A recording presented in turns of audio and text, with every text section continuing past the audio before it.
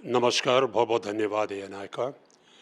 सबसे पहले मैं पहलगाम आतंकी हमले में जिन लोगों की मृत्यु हुई है, उनको मैं श्रद्धांजलि अर्पित करना चाहूँगा। और ऑपरेशन सिंदूर हमारे देश के लिए, हमारे देशवासियों के लिए, भारत के लिए एक बहुत गर्व की बात है। और वो इसलिए है क्योंकि इस बार हमारी सरकार ने हिम्मत दिखाई है।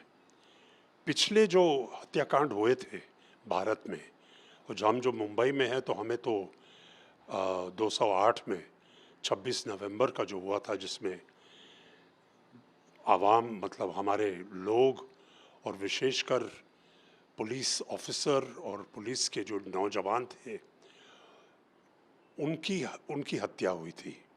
तभी भी सरकार की तरफ से जवाब नहीं आया था। ऐसा नहीं है कि हमारी फौजों, जो हमारी सेनाएं हैं, उनमें ताकत नहीं थी। फ़र्क सिर्फ ये था कि उस टाइम पे जो सरकार थी उनमें हिम्मत नहीं थी। जो अब की बार सरकार ने ये हिम्मत दिखाई है और अनुमति दी है फौजों को, और उसका असर हम देख रहे हैं ऑपरेशन सिंदूर में। और इसका श्रेय हमारे माननीय प्रधानमंत्री श्री नरेंद्र दामोदर दास मोदी जी के हौसले को जाता है।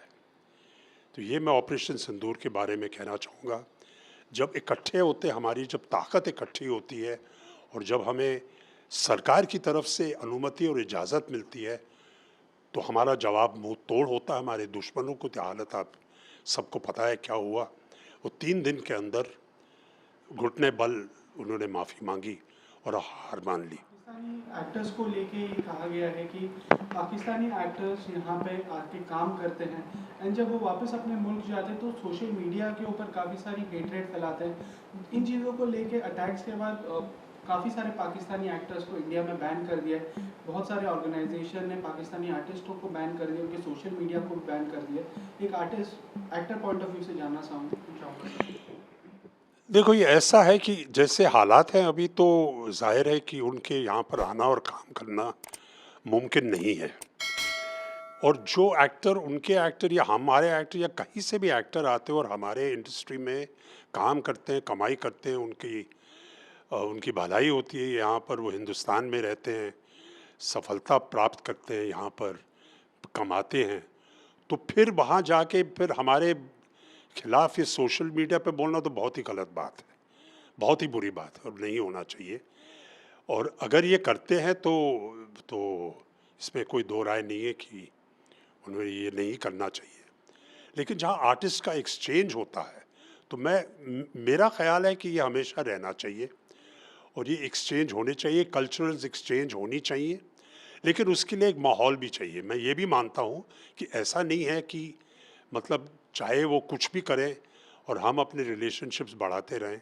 तो फ़िलहाल जो निर्णय लिया है सरकार ने, वो उसका हम फुल सपोर्ट देते हैं।